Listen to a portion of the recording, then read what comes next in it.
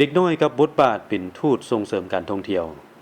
ฤดูร้อนบ่แม่นเพียงแต่เป็นเวลาของการพักผ่อนและความม่วนซื่นเท่านั้นแต่ยังเป็นโอกาสที่น้องน้อยนักเรียนหลายคนค้นพบและรักบ้านเกิดเมืองนอนของตนหลายขึ้นที่แขวงแคงฮัวประเทศเวียดนาม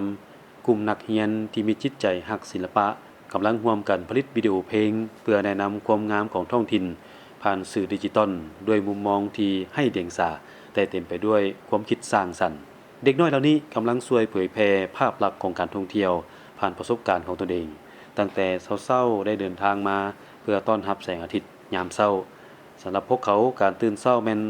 ทั้งเป็นความท้าทายและโอกาสได้ร้องเพลงเต้นรำและบรรเลงดนตรีท่ามกลางเสียงคลื่นทะเลและท้องฟ้าสีครามการแสดงเทิงเวทีนี้แม่นหนึ่งใน10สถานที่ถ่ายทำของศิลปะชุมชนที่พวกเขาเจ้าได้เฮ็ดร่วมกันในฤดูร้อนปีนี้น้องเลแองเฟืองงากล่าวว่าน้องอยากถ่ายทอดภาพความสวยงามของแขวงแคงฮัว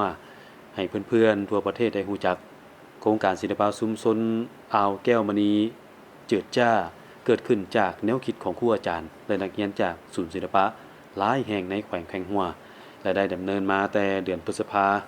เป้าหมายก็คือผลิตวิดีโอเพลงแนะนำความงามของแขวงแคงฮัวผ่านสื่อสังคมออนไลน์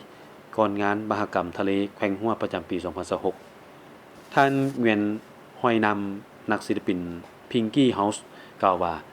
พวกน้องนักเรียนทุกคนมีความหักในด้านศิลปะพวกเขาจึงอยากสร้างโอกาสให้แก่เขาเจ้าได้นำเสนอความงามของแขวงแคงฮัวผ่านการร้องเพลงการเต้นและการบรรเลงดนตรีปัจจุบันมีนักเรียนชั้นประถมและมัธยมเข้าร่วมจำนวน60คนการถ่ายทำท่ามกลางอากาศแดดร้อนและการเดินทางไปหลายสถานที่แม้นมีความอิดเมื่อยแต่เป็นบทเรียนที่ดีช่วยให้พวกเขาเจ้าได้เข้าใจความงามและวัฒนธรรมของบ้านเกิดหลายขึ้นนางเมียนที่เกิมเบินกล่าวว่าถึงอากาศจะร้อนและอิดเมื่อยแต่พวกน้องนักเรียนยังมีความมุ่งมั่นหลายพวกเขารักบ้านเกิดเมืองนอนและมีโอกาสไปสัมผัสสถานที่ท่องเที่ยวสำคัญเพื่อจะได้เห็นว่า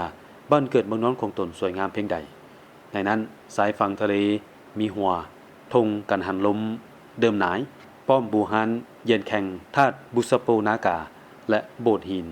คอยปรากฏในภาพวิดีโอที่พวกน้องนักเรียนได้ร่วมสร้างขึ้นผ่านสายตาอันบริสุทธิ์ของเด็กน้อยสถานที่ที่คุ้นเคยเหล่านี้ได้มีชีวิตชีวาและดึงดูดนักท่องเที่ยวหลายขึ้น